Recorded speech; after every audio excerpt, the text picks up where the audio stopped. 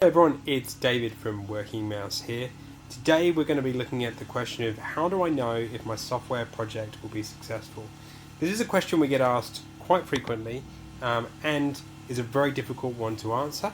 But today we're going to go through and show you a few things that we do that de-risks this question, both now and also in the future. So firstly, why do we get asked this question? Well, we get asked this question because people often have that fear around software development projects, knowing if they're going to be successful because it is such a large investment. This usually causes them to constantly question the trust that they're putting into their software developers, and secondly, it all as well stops them moving on with a project, which is obviously not where you want to be. So how do we remove that fear around the success of a software development project? And unfortunately, there's no right or wrong answer, and it's one of those questions that can be addressed in a multitude of different ways. But what I can do today is take you through our process and what is relevant to that. So firstly, there's two things that you need to be aware of. There's the risk around the actual software development. Now, we have our way of working and the CodeBots software development platform as a service that enables us to de-risk the actual build to ensure we're coming in on time and in budget. But when you're developing software, that is not the major risk. The major risk that we see constantly, time and time again, with different projects is the people software fit. This all comes down to the success of the project. Will users actually use the software that you're building? There's three things to keep in mind here. So firstly, assumptions. Assumptions are unvalidated information that are based on what we think a person or a user is going to do. The second is the risk around the software development and also the requirements.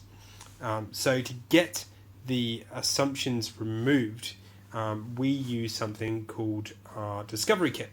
And this enables us to build solutions, not just build a shopping list of requirements, and it de-risks the project to ensure that the users are actually going to use what we're building them, and we're going to get that people software fit as close as possible.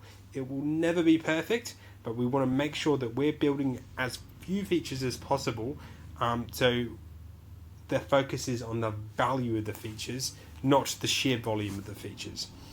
So we have a human-led design process as part of our scoping process that enables us to do validation on the actual requirements before we actually go and build them.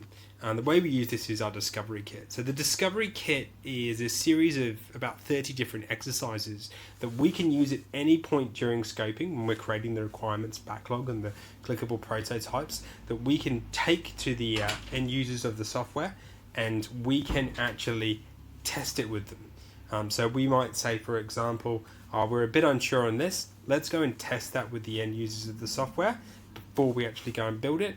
We'll observe them doing it and we'll make some learnings, which is really, really important. And we want to make sure that all assumptions are validated before we actually go into development. So what I'm going to do today is just share with you three pieces of information from our Discovery Kit: the business model canvas, the persona builder, and then also the user interviews.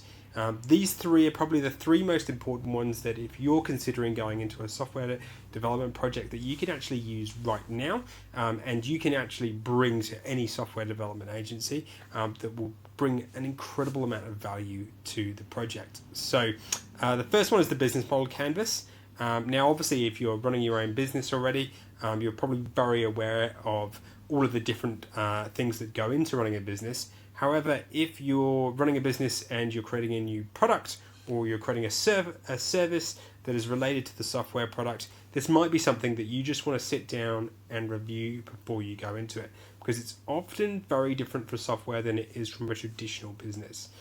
So a couple of things we recommend you do here is, before you go and do the rest of the exercises, write down what you think it's going to be. This is your list of assumptions for each of these different areas. It's like your original hypothesis. The other two pieces of information are going to enable you to validate each of this information. So that's the business canvas. Fill it out as best as you can, and then identify the personas. So the personas are the people that are going to actually use the software, and they're your user groups effectively. Now, there might be different personas in regards to having different motivations from it. So if you take a traditional service business, for example, that is building custom software, you're going to have your customers, who are your end users. They have one motivation, and that is to get value for a fair trade from your organization. But you may have your internal users, your team, your staff. They want to see a whole heap of different information, and they want to deliver the value in a different way. Two different user groups, two different personas, very different goals from the software.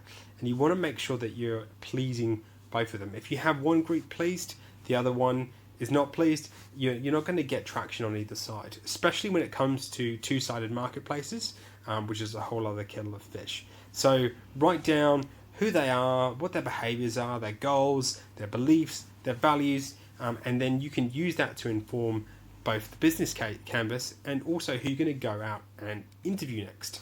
So the last piece is discovery interviews.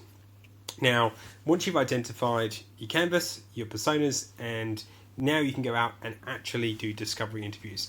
This is where we recommend interviewing as many people as possible you can within that target persona. So that could be all your staff, that could be your top 100 customers. The more you do, the more value you will uncover, and the more learnings you will have validated before going into the software build. Dr. Tim Castell from the UQ Business School actually recommends that you do somewhere between 50 and 100 of these before you even embark on a project. And from our experience, these are absolute gold. You can keep it both qualitative and quantitative, so you can feed that different feedback in at the same time as well. So discovery interviews are absolutely amazing, and the more you know your customer, the more you know your end user, the better people software fit that you're gonna have. That's why whenever we're building software, we always scope for a period of time and then build and then scope, and that creates a build, measure, learn feedback cycle for the minimum viable product. There is also some other great resources on here. So as I just mentioned, our article on build, measure, learn via minimum viable product. And if you're in Queensland, the Queensland government has some really good resources. If you're a business owner or you're starting out and you want to build a web or a mobile app or a piece of software, you can actually head over to innovatequeensland.com/MIA, My Innovation Advisor. They'll give you a free 1-hour consultation paid for by the Queensland Government with an innovation advisor. That's actually a fantastic program that enables you to ensure that you're guided on the right path for innovation. So I recommend you check that out. And of course, there is no right or wrong answer in regards to the question. It's all about ensuring that it is de-risked along the journey. If you're making sure that the user, the end user, is the absolute focus of the scope or the development, you're going to be on the right path. Our second point as well, as I said before, validate those assumptions. And thirdly, make sure that you're building, you're measuring, and you're learning.